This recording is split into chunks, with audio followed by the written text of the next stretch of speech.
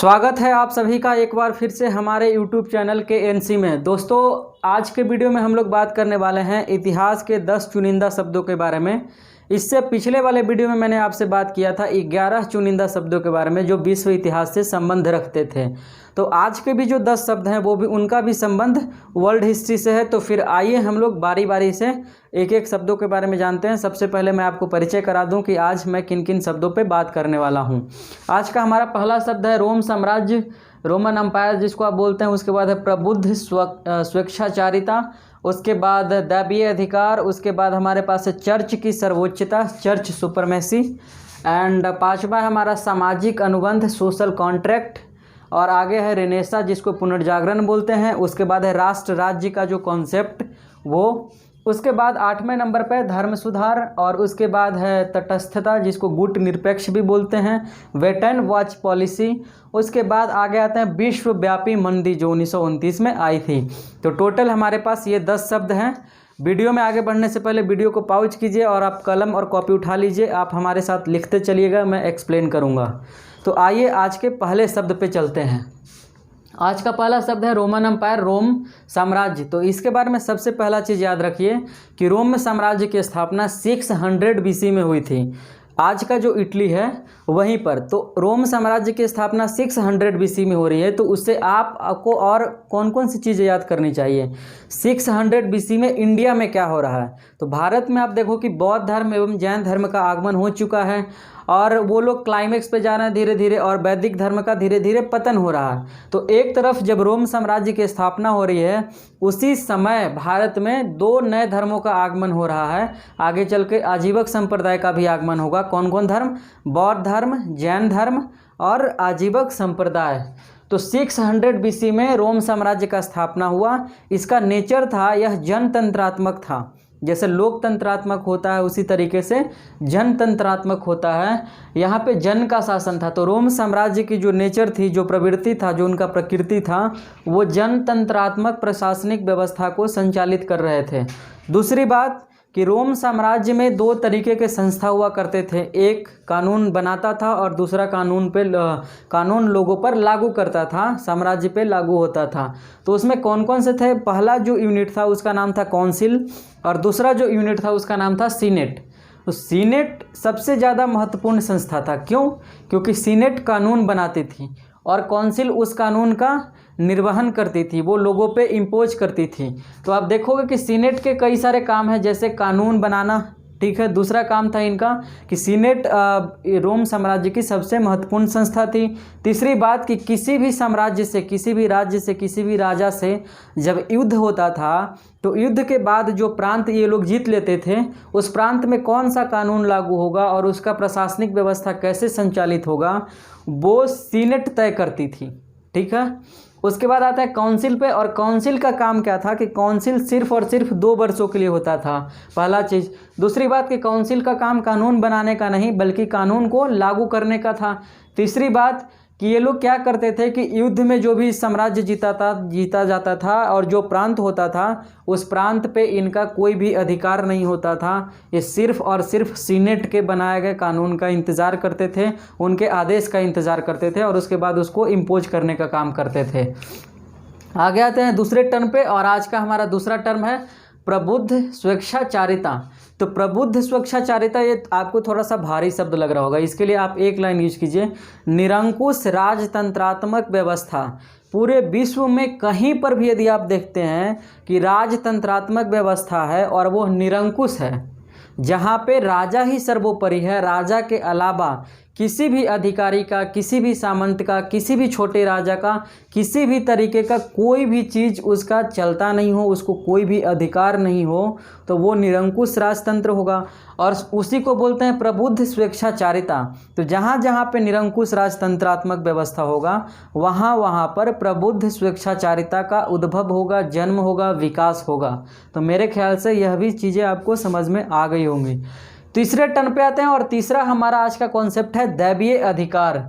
इसको ध्यान रखना है कि पूरे मेडिएवल वर्ल्ड में, आप मैंने बताया था इससे पिछले वीडियो में कि जब मध्यकालीन दुनिया में जाएंगे, मध्यकालीन विश्व में जाएंगे, तो पूरा रिलीजन सेंट्रिक है। और रिलीजन भी कौन सा, चूँकि वो ईसाई वर्ल्ड है और उसमें भी मुख्य रूप से कैथोलिक ही थे, क्योंकि प्रोटेस्टेंट तो आएंगे पुनर्जागरण में। तो कैथोलिक पादरी जो थे कई तरीके के काम अपने मनमानी से करते थे।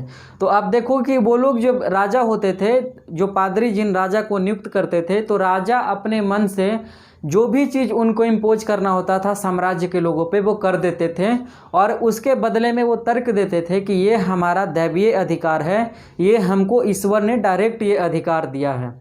इस वजह से क्या होता था कि जो आम लोग थे उनकी जो भी समस्याएं होती थी उनको राजा सुन नहीं पाते थे, उनके समस्याओं को और दबा दिया जाता था। दूसरी बात कि जो दैवीय अधिकार का जो कॉन्सेप्ट है वो मध्यकालीन भारत में, वो मध्यकालीन विश्व की बात थी, मध्यकालीन भारत में अबुल फजल जो कि अकबर के शासनकाल में एक नवरत्न का काम करता है। तो अबुल फजल एक नीति का प्रतिपादन करता है, सुलह ए कुल। उसमें वो बताता है, अकबर को इस बात के लिए आगाह करता है कि जिस तरीके से राजा का दैवीय अधिकार होता है उसी तरीके से ईश्वर के द्वारा मनुष्यों को भी कुछ नैसर्गिक अधिकार दिए गए हैं, उनको आपको उपलब्ध करवाना ज़्यादा ज़रूरी है। और वो न केवल राजा का बल्कि पूरे साम्राज्य की व्यवस्था को, अपने लोगों का ख्याल रखना ज़रूरी है, उनका भी वो दैवीय अधिकार है। तो अबुल फजल ने अपनी नीति में ये बातें कही थी। तो मेरे ख्याल से दैवीय अधिकार का भी कॉन्सेप्ट आपको समझ में आ गया होगा। मेरा एक सलाह मानिएगा कि जो भी चीज़ें आप पढ़िएगा उसको वर्ल्ड हिस्ट्री से कनेक्ट जरूर कीजिएगा, और यदि आप वर्ल्ड हिस्ट्री पढ़ेंगे तो उसी दौर में इंडियन हिस्ट्री से उसको कनेक्ट करके ज़रूर पढ़िएगा, तब आपको ज़्यादा मज़ा आएगा। आगे आते हैं आज के चौथे टर्म पे, वो है चर्च की सर्वोच्चता, यानी चर्च का जो सुपरमेसी है। आप देखो कि मेडिएवल वर्ल्ड में, मेडिएवल यूरोप में क्या हो रहा है कि मैंने बताया था कि मेडिएवल यूरोप का जो सोसाइटी है वो रिलीजन सेंट्रिक है, और चूंकि वो क्रिश्चियन वर्ल्ड है तो वहाँ पे सिर्फ एक रिलीजन एग्जिस्ट कर रहा है और वो है क्रिश्चियन। तो वहाँ पे क्रिश्चियनों का जो मुख्य रूप से धार्मिक स्थल है वो है चर्च, जहाँ पे वो लोग पूजा पाठ करते हैं। तो चर्च में जो पादरी हुआ करते थे, जो पोप हुआ करते थे, उन्हीं का क्रिश्चियन वर्ल्ड में ज़्यादा चलता था, उन्हीं का कानून चलता था। तो यहाँ तक कि जो भी राजा होते थे उनके विवाह और तलाक के बारे में वही कानून बनाते थे, वही उन चीज़ों पे निर्णय देते थे और उन पे राजा को अमल करना पड़ता था।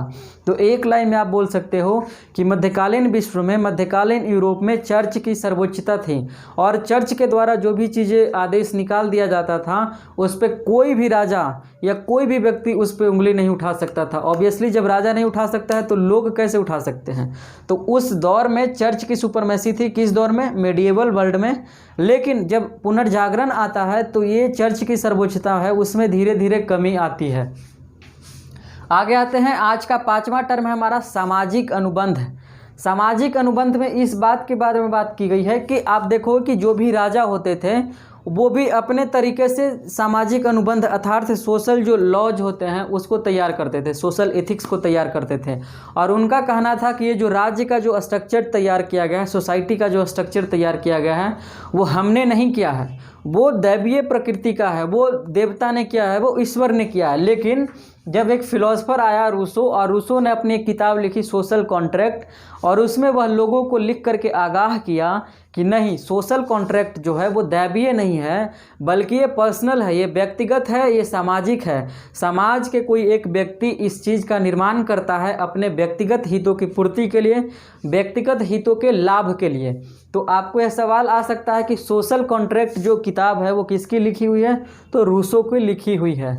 आगे आते हैं आज के छठे टर्म पे, और आज का हमारा जो छठा शब्द है वह है पुनर्जागरण। पुनर्जागरण एक शब्द है, एक अपने आप में कॉन्सेप्ट है, ध्यान रखिएगा। इसको अंग्रेजी में रेनेसा बोलते हैं। पुनर्जागरण की शुरुआत जो हो रही है वो 14वीं सदी में हो रही है। पुनर्जागरण की शुरुआत 14वीं सदी में हो रही है, और कहाँ से हो रही है? इटली से हो रही है। तो 14th सेंचुरी में इटली से पुनर्जागरण की शुरुआत हुई। पुनर्जागरण में क्या क्या हुआ? पुनर्जागरण का यदि लिटरल मीनिंग आपसे पूछा जाए तो आप कह सकते हैं फिर से जागना। तो फिर से जागने का क्या मतलब है कि क्या पूरा यूरोप सो रहा था? ऑब्वियसली सो रहा था, क्योंकि आप मेडिएवल यूरोप में देखो कि चर्च का जो सर्वोच्चता है, कैथोलिक पादरी जो हैं वो अपने मन से सारा काम करवाते थे। तो अब जब पुनर्जागरण हुआ तो वहाँ पे कई तरीके के सवाल उठने लगे, नए नए स्कॉलर्स का आगमन हुआ, कला के क्षेत्र में, साहित्य के क्षेत्र में, पॉलिटिक्स के क्षेत्र में, उसके बाद सोसाइटी के क्षेत्र में, साथ में धर्म के, ज्ञान के, विज्ञान के, और आगे चल करके यहीं यूरोप से लोग निकल करके दुनिया के अलग अलग हिस्सों में जाएंगे, जिसको आप विश्व इतिहास में भौगोलिक खोज के चैप्टर के नाम से पढ़ते हैं। तो वही लोग भौगोलिक खोज करेंगे। और उसके बाद आप देखो कि पुनर्जागरण में एक खास तरीके के लोगों का आगमन होता है, उसको बौद्धिक आंदोलन भी कहा जाता है। जैसे आप देखो कि पुनर्जागरण में ही कौन कौन आ रहे हैं, लूथर भी आ रहे हैं, ठीक है। तो इस दौर में कला के क्षेत्र में नए नए चीज़ों का आगमन हुआ, साहित्य के क्षेत्र में कई तरीके की किताबें लिखी गई और उसमें किया क्या गया कि जो भी चीज़ें आ रही थी, जो चर्च सेंट्रिक थी, जो रिलीजन सेंट्रिक चीज़ें थी, उसको हटा करके ह्यूमन सेंट्रिक कर दिया गया। रिलीजन की महत्ता कम हुई और यहाँ पे एक नए तरीके का, ईसाइयों में चूँकि नए नए चीज़ों का आगमन हुआ, उसमें जो चीज़ें चल रही थी, निरंकुशवाद की जो थ्योरी चल रही थी, वो अब उदारवाद होते चली गई, क्योंकि जिस तरीके से प्रोटेस्ट हो रहा था तो नए नए चीज़ों का समावेश करना ज़रूरी हो गया था। तो मेरे ख्याल से आपको पुनर्जागरण का भी ये कॉन्सेप्ट समझ में आ गया होगा। और आगे आते हैं, हमारा शब्द है वो है राष्ट्र राज्य। राष्ट्र राज्य का क्या कॉन्सेप्ट है? तो राष्ट्र राज्य के बारे में आप ये समझिए कि पहले जो यूरोपियन राष्ट्र हुआ करते थे वो कई आज के छोटे छोटे जो देश हैं उनको मिला करके एक हुआ करता था। जैसे ग्रेट ब्रिटेन में कई तरीके के कंट्री थे, स्कॉटलैंड था, आपका इंग्लैंड था, इस तरीके से। तो उसमें 2-3 कंट्री आया करते थे। उसी तरीके से आप देखो कि मेडिएवल यूरोप में राष्ट्र राज्य का कॉन्सेप्ट था, ठीक है। लेकिन जब यहाँ से मेडिएवल यूरोप के बाद, चूँकि मेडिएवल यूरोप जो है सामंतवाद का दौर है, यहाँ पे चर्च का सुपरमेसी है, यहाँ पे रिलीजन सेंट्रिक सोसाइटी है, तो यहाँ से जब आगे निकलते हैं तो यहाँ पे एक नए तरीके का कॉन्सेप्ट का उद्भव होता है। और जो भी एक एक राष्ट्र रहते हैं वो कहते हैं कि नहीं, अब वो छोटे छोटे राष्ट्र का संकल्पना लेकर चलते हैं। उनका एक लिमिटेड बाउंड्री हो जाता है, एक छोटा सा सोसाइटी होता है, उनके कल्चर अलग होते हैं, उनके एथिक्स अलग होते हैं। तो एक छोटे छोटे राज्यों का जो कॉन्सेप्ट उद्भव हुआ है वो मेडिएवल यूरोप के खत्म होने के बाद हुआ है। तो मेडिएवल यूरोप में जो कॉन्सेप्ट था वहीं से निकल के रहा है राष्ट्र राज्य का कॉन्सेप्ट।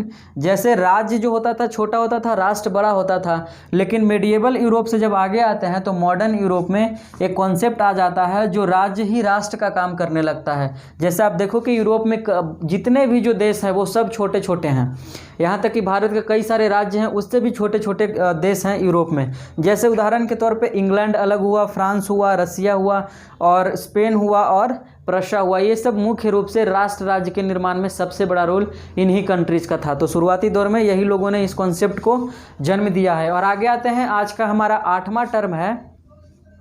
8वां हमारे पास है धर्म सुधार, जिसको रिफॉर्मेशन भी बोलते हैं।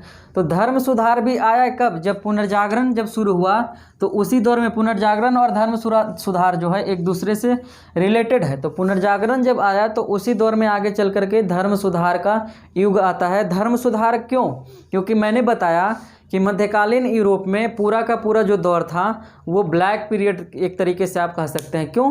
क्योंकि वो चर्च सेंट्रिक है, वहाँ पे लोगों को इंडिपेंडेंसी नहीं है, वो आप खुलकर सोच नहीं सकते थे, नए विचारों का समावेश नहीं हो सकता था, कला के क्षेत्र में, साहित्य के क्षेत्र में नए चीज़ों का विकास नहीं हो रहा था। एक तरीके से आप कह सकते हो कि समाज बिल्कुल रुका हुआ था। लेकिन जब यहाँ आते हैं कि धर्म सुधार में, तो एक नए चीज़ों का समावेश होता है, नए नए लोगों का आगमन होता है। जैसे लूथर का आगमन होता है, इरेस्मस का आगमन होता है, वाइक्लिफ का आगमन होता है और जॉन हस का आगमन होता है।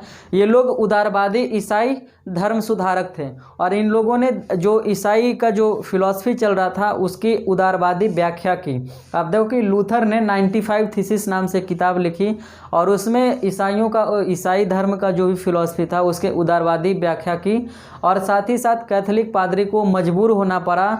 क्यों? क्योंकि जब मार्टिन लूथर किंग ने अपने समर्थन में, अपने नेतृत्व में एक भीड़ इकट्ठा किया और उस भीड़ को लेकर के वो कैथोलिक पादरी के खिलाफ आंदोलन करने लगे।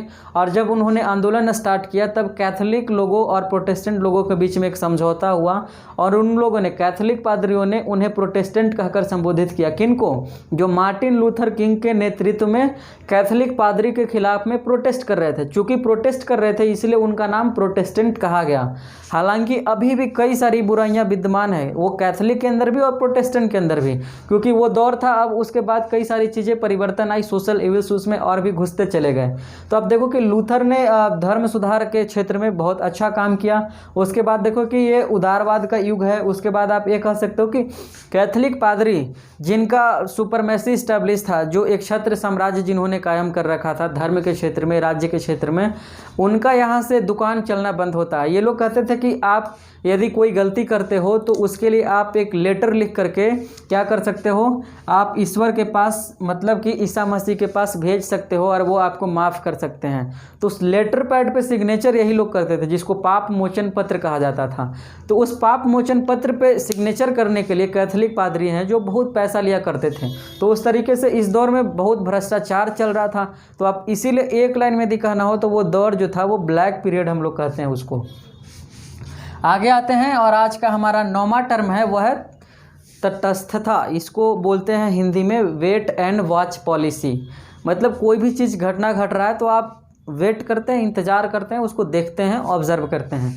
तो इसमें क्या हुआ कि आप देखो कि सेकेंड वर्ल्ड वार जब होता है तो सेकेंड वर्ल्ड वार के बाद, सेकेंड वर्ल्ड वार में चूंकि अमेरिका और रूस एक ही साथ मिलकर के लड़ रहा है, लेकिन अमेरिका का सुपरमैसी है। तो जब अमेरिका और रूस एक साथ मिलकर के लड़ रहा है और सेकेंड वर्ल्ड वार के बाद क्या होगा कि भारत, पूरा विश्व जो है वो 2 धड़ों में बंट जाएगा। एक को नेतृत्व करेगा कौन, रसिया, और दूसरे को नेतृत्व करेगा अमेरिका। तो अमेरिका जो था वो पूंजीवादी देश था, तो अमेरिका पूंजीवादी जितने भी कंट्रीज थे उसको लीड कर रहा था। और रसिया जो था वहाँ पे आगमन हो चुका था लेनिन वगैरह का 1917 में ही। तो वो जो था वो साम्यवादी आर्थिक दृष्टिकोण से आगे बढ़ रहा था। तो जितने भी साम्यवादी कंट्री थे वो रसिया के समर्थन में थे, सोवियत संघ जिसको बोलते हैं। तो वहाँ से आप देखो कि 1991 में 1991 में फाइनली जो है सोवियत संघ का विघटन हो जाता है और रसिया एक अलग कंट्री बन जाता है। तो सोवियत संघ में कई कंट्रीज थे, तो सब अलग अलग हो जाते हैं। तो जब सोवियत संघ का विघटन हो जाता है और उससे पहले यूएसए, चूँकि यूएसए तो अकेले ही रहता है, तो यूएसए के अंदर कई तरीके के पूंजीवादी कंट्रीज होते हैं। तो आप देखो कि सेकेंड वर्ल्ड वार के बाद 2 तरीके का विश्व तैयार होता है। लेकिन उसी दौर में भारत जब आज़ाद हो रहा है सेकेंड वर्ल्ड वार के बाद, तो भारत जब आज़ाद हुआ तो भारत के आज़ाद के पहले प्रधानमंत्री हुए जवाहरलाल नेहरू। तो उन्होंने फॉरेन पॉलिसी में एक नए तरीके का नीति का निर्धारण किया, उसको बोलते थे गुट निरपेक्ष नीति। और उन्होंने क्या किया कि उनसे जब ये ऑफ़र किया गया कि वो अमेरिका वाले में रहेंगे खेमे में या फिर सोवियत रसिया वाले में, तो हालांकि नेहरू सोवियत रसिया से प्रभावित है, लेकिन उन्होंने इस मामले में गुट निरपेक्ष नाम का एक नीति का प्रतिपादन किया और बोले कि नहीं, न मैं अमेरिका के साथ हूं और न मैं रसिया के साथ हूं। इसी पॉलिसी को इतिहास में बोला गया तटस्थता की नीति, वेट एंड वॉच पॉलिसी। तो मेरे ख्याल से यह भी चीज़ें आपको समझ में आ गई होंगी। तो यहाँ पे 3 तरीके का दुनिया चल रहा था, एक अमेरिका के नेतृत्व में, दूसरा रसिया के नेतृत्व में, और तीसरा जो किसी के नेतृत्व में नहीं चल रहा था, जो स्वतंत्र था, जिसमें एक भारत भी था। और आगे आते हैं 10वां नंबर पे, और 10वां हमारा आज का लास्ट जो कॉन्सेप्ट है वो है विश्वव्यापी मंदी। वर्ल्ड वाइड जो रिसेशन आया था वो कब आया था, तो सबसे पहली बात कि 1929 में आया था। 1929 में भारत में क्या हो रहा था, सविनय अवज्ञा आंदोलन की तैयारी चल रही थी। तो आप देखो कि ऐसे कोरिलेट करके पढ़ोगे तो ज़्यादा मज़ा आएगा। तो जब देखो कि विश्वव्यापी मंदी क्यों आया, तो उससे पहले फर्स्ट वर्ल्ड वार हो चुका था। तो उसमें क्या हुआ था कि ब्रिटेन ने अमेरिका से कई पैसे जो है वो युद्ध में लड़ने के लिए कर्ज लिया था, तो वो कर्ज चुका नहीं पा रहा था। अब हुआ क्या कि अचानक से 1929 में अमेरिका के वॉल स्ट्रीट, जो कि अमेरिका का इकोनॉमी का सेंटर हुआ करता था, वहाँ पे अचानक से जो शेयर मार्केट गिर जाता है। तो शेयर मार्केट गिरने के बाद क्या होता है कि सारी दुनिया की जितने भी इकोनॉमी होती है वो गिरने लगती है। क्यों? क्योंकि वो मतलब प्रत्यक्ष और अप्रत्यक्ष तौर पे अमेरिका से ही रिलेटेड होती है, अमेरिका बेस्ड ही होती है, और स्पेशली ब्रिटेन। तो आप देखो कि दुनिया के कई सारे ऐसे देश थे जिस पे ब्रिटेन उसको उपनिवेश बना करके शासन कर रहा था, और ब्रिटेन इकोनॉमिकली डिपेंडेंट हो गया था किस पे, अमेरिका पे। तो जब अमेरिका के वॉल स्ट्रीट में 1929 में जब शेयर मार्केट गिरा, वहाँ का इकोनॉमी गिरा, तो अप्रत्यक्ष तौर पे ब्रिटेन का भी इकोनॉमी खराब होगा। तो जब ब्रिटेन का इकोनॉमी खराब होगा तो ब्रिटेन जिन जिन राष्ट्र पे शासन कर रहा है उपनिवेश बना करके, ऑब्वियसली वहाँ पे भी खराब होगा इकोनॉमिकल कंडीशन। वहाँ पे भी लोगों को पैसा नहीं मिलेगा, गवर्नर को पैसा नहीं मिलेगा, व्यापार नहीं होगा। तो एक तरीके से वहाँ पे भी क्या होगा, मंदी उत्पन्न होगा। तो अधिकतर जो देश थे वो तो ब्रिटेन के उपनिवेश थे, और कुछ देश जो आज़ाद हो चुके थे वो अमेरिका के नेतृत्व में थे। तो जब अमेरिका में गिरा तो बाकी जो अमेरिका के नेतृत्व में जो कंट्री थे उनके समर्थन में उनके यहाँ भी मंदी आना स्वाभाविक सी बात थी। उसी तरीके से जब ब्रिटेन अमेरिका पे डिपेंडेंट था, तो ब्रिटेन जिन जिन उपनिवेश पे शासन कर रहा था यदि ब्रिटेन का इकोनॉमिक कंडीशन ख़राब होता है तो साथ में ही बाकी के जो कॉलोनीज थे उनके, जिनमें भारत भी था, उसका भी हालत ख़राब होना तय था। इसी वजह करके बोला जाता है कि 1929 में जो अमेरिका से शुरुआत हुआ जिस मंदी का, उसको विश्वव्यापी मंदी कहा गया, जिस पे प्रत्यक्ष और अप्रत्यक्ष तौर पे ब्रिटेन और अमेरिका का प्रभाव था। तो मेरे ख्याल से ये भी चीज़ें आपको समझ में आ गई होंगी। तो आज हम लोग 10 शब्दों पे चर्चा किए। मेरे ख्याल से ये सारे 10 के 10 वर्ड आपको समझ में आए होंगे। फिर अगले वीडियो में मिलेंगे। मेरे ख्याल से ये वाला जो लेक्चर का सीरीज़ था वो ख़त्म हुआ। कुछ और ऐसे शब्द हैं, यदि हमें मिलेंगे तो फिर मैं एक अगले वीडियो में उसको लेकर के आऊँगा। अगले वीडियो से हम लोग बात करेंगे, एक नया सीरीज चलाएँगे जिसमें भारत के कई सारे प्राचीनतम स्थल हैं, मध्यकालीन भारत के स्थल हैं और मॉडर्न इंडिया के स्थल हैं, उसके बारे में हम लोग बारी बारी से बात करेंगे। तो आज के वीडियो में इतना ही बस। फिर मिलते हैं अगले वीडियो में। तब तक के लिए शुक्रिया। Bye bye. जय हिंद।